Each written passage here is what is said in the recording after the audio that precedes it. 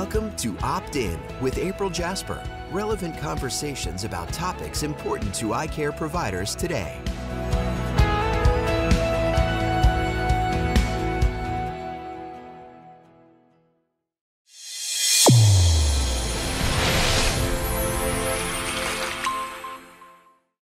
Your eyes and your vision are under attack. Damaging blue light from the sun, your phone, your computer, your tablet, even light bulbs and car headlights is constantly bombarding you. The good news is our eyes actually already have a line of defense to counter the effects of blue light. This defense is made up of 3 pigments called carotenoids. MacuHealth with Micromicelle, the only supplement with the exclusive patent on all 3 macular carotenoids and Micromicelle technology. Welcome everyone. I'm so glad to be here today with Professor John Nolan. And you've heard the two of us talk before, but when you heard us before, we were telling you we were about to embark on this amazing journey of going to this meeting called Bonn. The meeting took place last week. It was amazing for me as someone who's never seen anything like it. To see the research, John, that you and your teams and all the other scientists that were there had put together and brought to us in a summary, I think my takeaway really is how incredible the work is that you do and how important it is to us back seeing patients to be able to have access to that. So big thank you from me to you. But for people who haven't heard us talk before, why don't we start by you telling them about you and where we are today? Of course. And a little bit about the conference and the history of it. It'd be a pleasure, and thank you for doing this. I think storytelling and conversations in today's world, how else can we translate science? And you've just, like, we're doing this in real time. You've just come from, you know, what I call my scientific Christmas, you know? And it was, and I think that was what was lovely about this Bonn. It was the uniqueness of the clinician being there, the scientist being there. But you're right, you know, this is an international project. And it's a project that has, you know, scaled and evolved with technology, with ideas, with people for many, many years. And it's research built on mentorship but young excellence, isn't it? And I think that's what we're really proud about Bonn. You know, Bonn being this, you know, this is the 5th Bonn essentially. We started with the AMD conference, and you know, it started with a vision of Dr. Alan Howard from the Howard Foundation UK and myself, and as our work in nutrition and carotenoids and vision became important in that it became translated, we realised we need to kind of protect that, and we realised that we almost needed to take it out of the context of the big, you know, for example, the Arvo conference where there's 10,000 people and this gets a little bit, we felt this could stand on its own. That was the risk. But, you know, with the international brilliant people that we had, we get to essentially what Bonn is. It's a conference dedicated to human health and human function via using nutrition to try and identify ways we can target safe interventions. And I think what Bonn delivers is a uniqueness of collaboration, that multidisciplinary effort from people that are just good at what they do.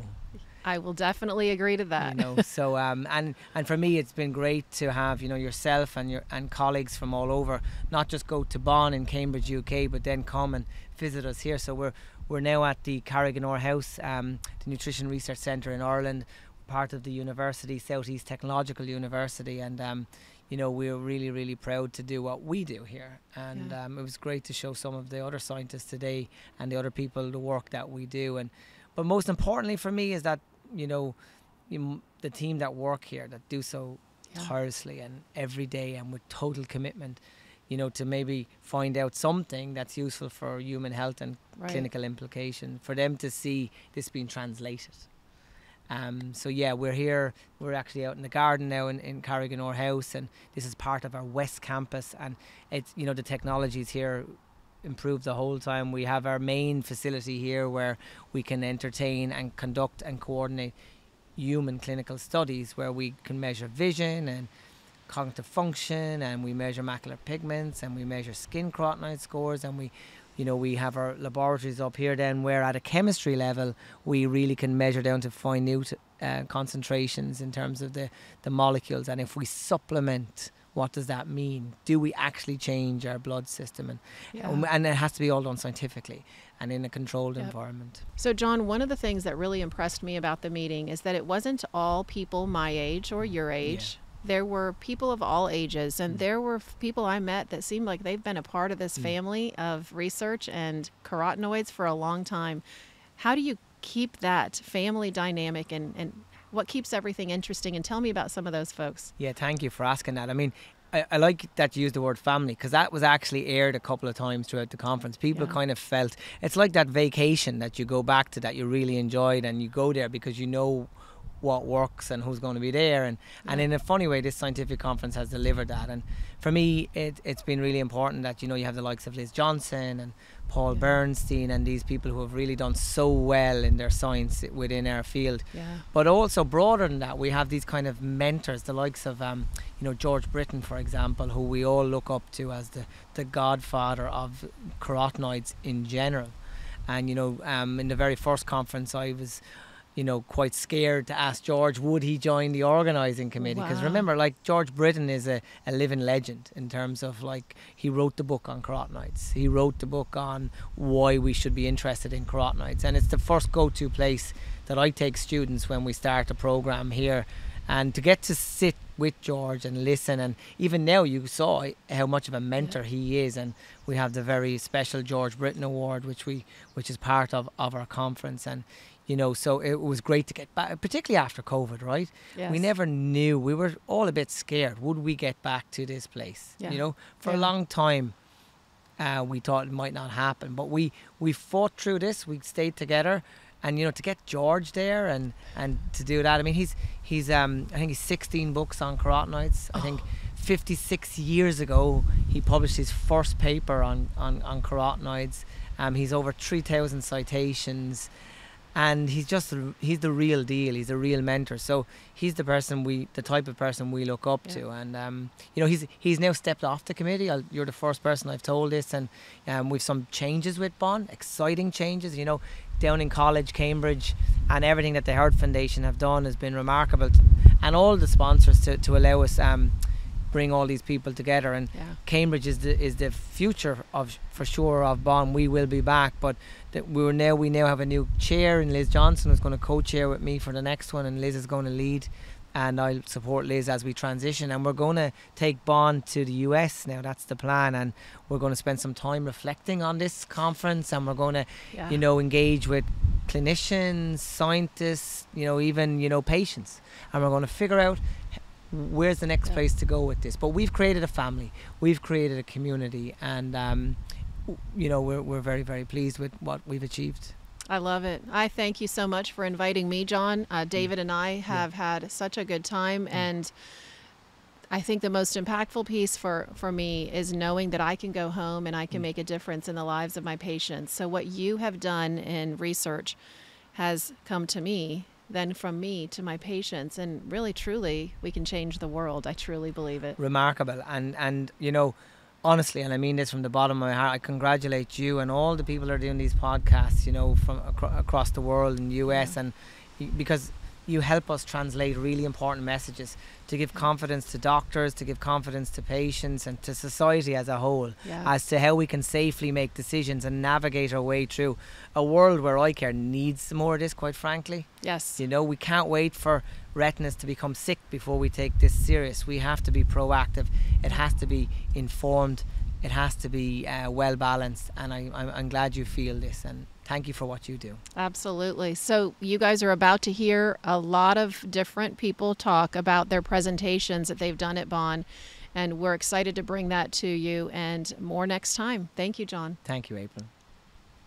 I am here today with Dr. George Britton, and I am so privileged to be able to speak to you, George, because I hear that you are the father of carotenoids. Tell me what that means. Grandfather. Oh, grandfather. Okay. No, all it means is that I've been working with carotenoids for so many years that I was working at the time when a lot of the pioneering chemistry and everything was done. So what you're hearing here, a lot of that is based upon, I mean, nobody knew what lutein and zeaxanthin and things were. So we did the chemistry, which underlies most of this. How did you do it? By the tried and tested method of getting other people to do it for me, really. students. What made you even think to go there? What inspired your work? I didn't really think to go there. In the days when I was training, and my background is chemistry, and it was almost a natural progression in those days to go from school to university to do a PhD. I've actually never ever stopped to think what I would like to do when I grow up. I love that. It's just happened. And I find, as many people seem to find, that working with carotenoids is addictive. And once you start, you can't get away from it. Working with horrible, colourless things really must be terrible. It's so much nicer to work with nice coloured things. So tell me, when you began this work, what were you doing? So you were just out of university. In university, what were you doing? In Sheffield at university, my PhD studies were not on carotenoids at all. I worked on phenolic compounds. But then it was time to do postdoctoral work. And my supervisor suggested that I write to Professor Goodwin in Aberystwyth. And he said, yes, we've got money, why not come along? So, and then after a year there, he said, I've been appointed to the chair at Liverpool. Would you like to come along? Wow. So. When was that? Oh. Just 10 years ago? Sometime in the last century. That was about 1966. I think that led to England winning the World Cup in that year. I think we had something to do with it. So he said, would you like to come along? Yeah. So I went along with him and started a teaching position there. And wow. Spent the rest of my career there because I enjoyed it. So what was the first moment that you were just overjoyed with something that happened in your research? I think at my age, you probably need to ask me that in 30 years' time, and I might remember it. I don't know. It was just new, and being able to do things when you knew that no one had done this before. Right. I think that's a very stimulating thing, very stimulating fact. And realizing that whatever you do, people think, oh, a PhD, you know everything. You don't know anything. You have to. That's when you begin. Right. You're just following instructions until then. But what it teaches you is a way to think and reason about projects and work out things for yourself. And that's when it really becomes very satisfying, when you've had an idea and got someone to do something about it and done that work. If it works, okay. You also learn that with any PhD, maybe the first year or two is a complete waste of time, and everything that gets into the thesis is done in the last few months. And everybody panics about that, but that seems to be fairly normal.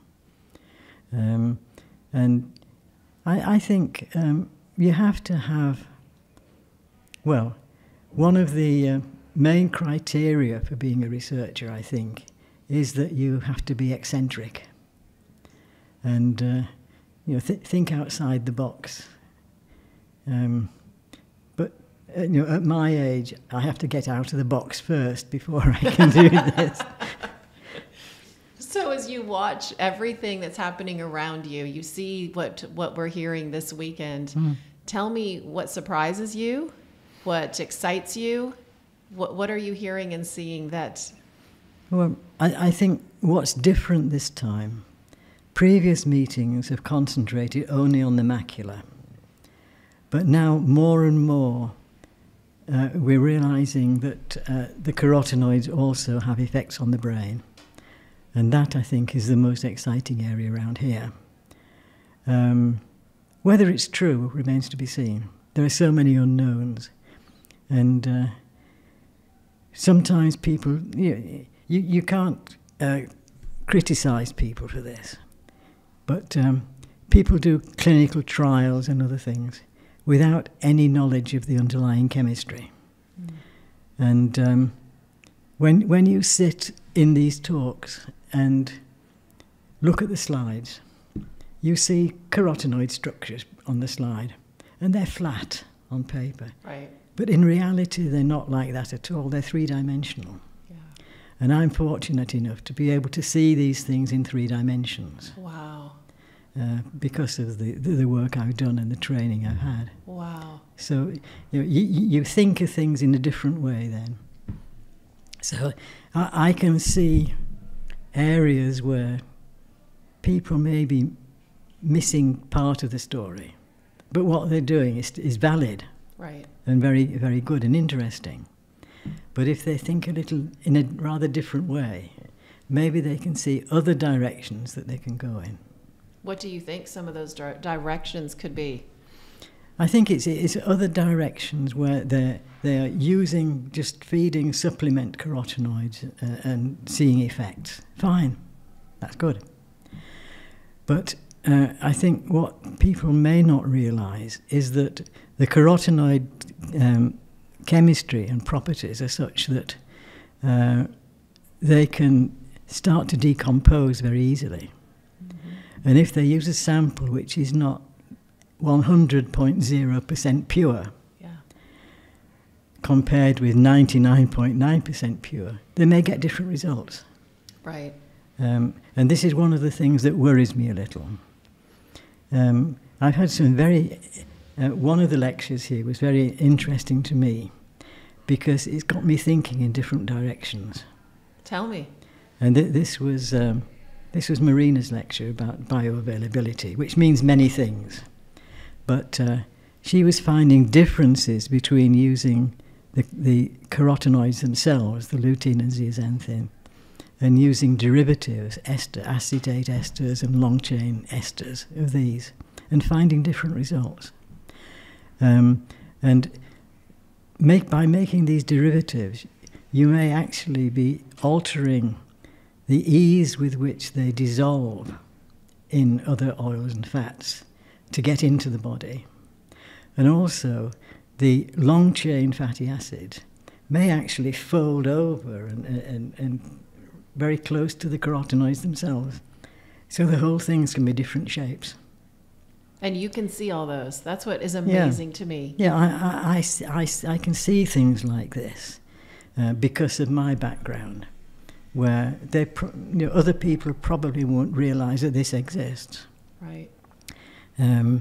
So it opens many more opportunities for experiments that can be done. I don't normally ask questions in lectures. I much prefer to catch individual people afterwards and discuss these things and perhaps exchange ideas. And then they can go away and do, either forget it or do something as they wish. But I much prefer to do that. So what about future applications for carotenoids? What do you see that, I know you mentioned the brain. We've heard lectures on Alzheimer's. What else? What do you think? I think there are many directions. I mean, carotenoids can do so many different things. Yeah. And in recent years, people have thought so much about carotenoids as antioxidants. Mostly not understanding what antioxidants are or do, and not understanding free radical chemistry, which is needed, and understanding is needed in order to show whether or not these can be antioxidant. I mean, carotenoids, they can be good antioxidants. You can prove it experimentally. You can also prove experimentally that they're very good pro-oxidants. It's just a question of designing the experiment so that you get the result you're looking for in many cases. But people have concentrated in this area for so long that maybe they haven't thought in other directions. So now, carotenoid breakdown products, little pieces of carotenoids, it's found that some of them have very powerful biological actions, not just in animals, in mammals, in plants also.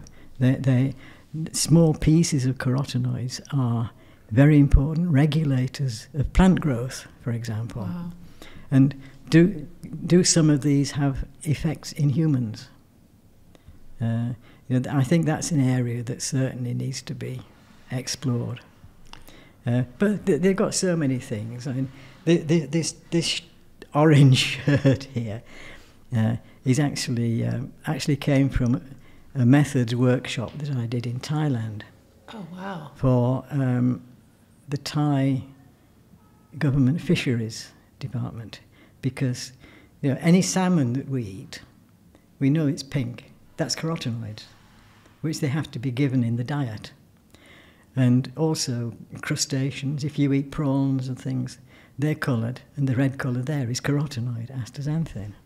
And there are so many things there. I like to go there, if possible, about every year. In February. I don't know why. That must be coincidence, but that's when it usually happens. And there are so many possibilities there where they are trying to farm different kinds of creatures and species and all kinds of things. And in many cases, what's important is to get a nice bright colour that people appreciate. What they often don't appreciate is that you can get the wrong colour. Really? Yeah. Wow. It's one of my ambitions to produce a blue goldfish by feeding carotenoids. Wow. I think it can be done. Do it. But no, get someone else to do it. But for example, we know that salmon is pink. Right. And nice pure white salmon, people wouldn't eat that. They would think there's something wrong with it. Right. We like white fish, which is white. But if you feed large amounts of some carotenoids to normally white fish, you can get yellow flesh. You can get yellow one. And many cultures don't like this. And some of the microorganisms that they eat are full of carotenoids. So if they eat a lot of this, then they become yellow. The fish becomes yellow, and some cultures won't eat it. Wow. Some countries like it like that. Right. So you can do a lot of playing around in a lot of different areas.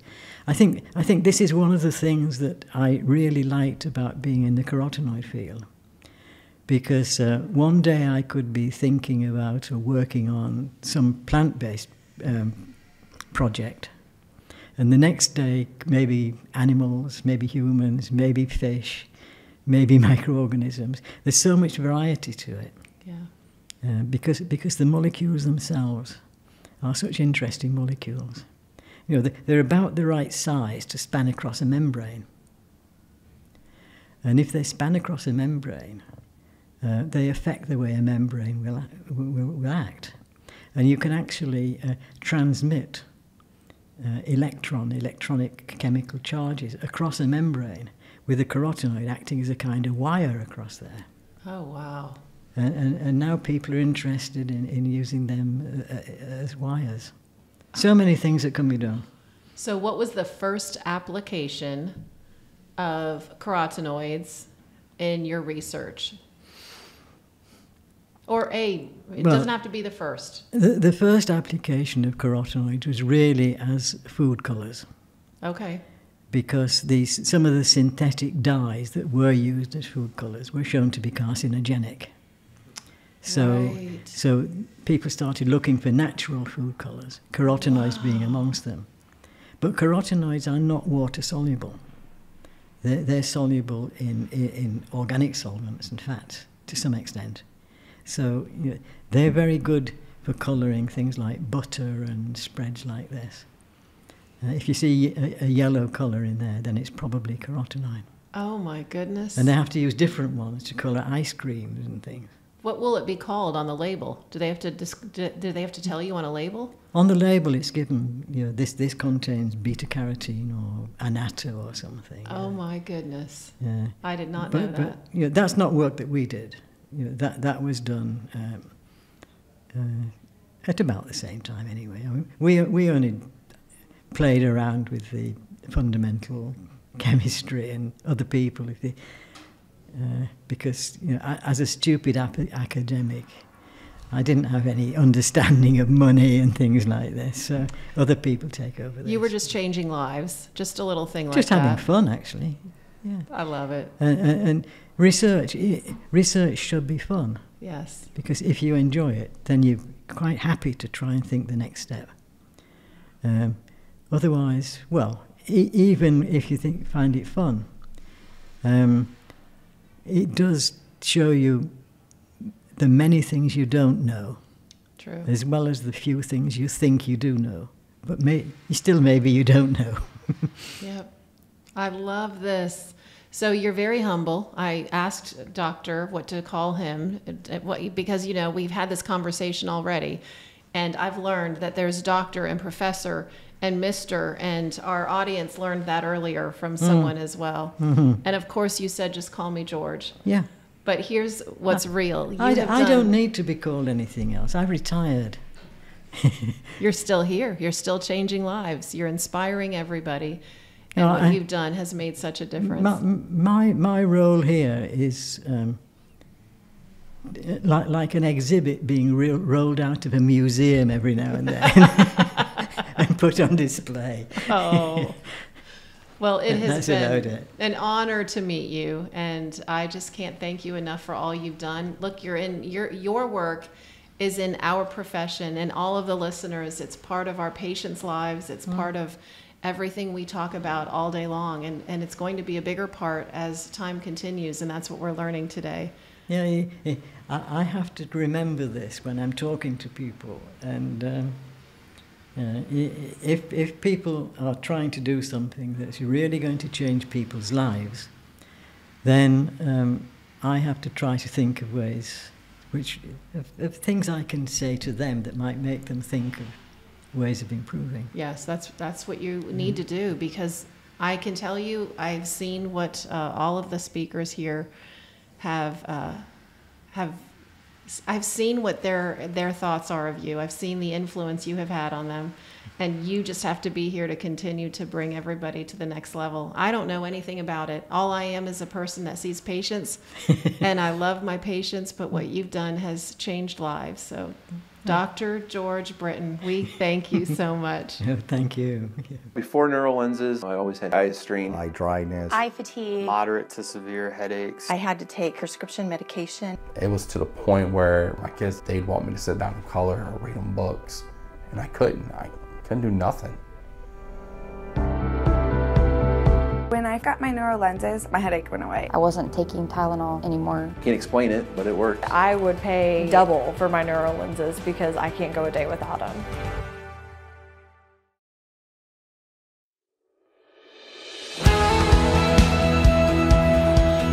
Welcome to Opt In with April Jasper. Dr. Jasper and her guests discuss hot topics, practice management tips, patient care moments, and vendor vignettes in this weekly podcast. Catch it simulcast on YouTube too.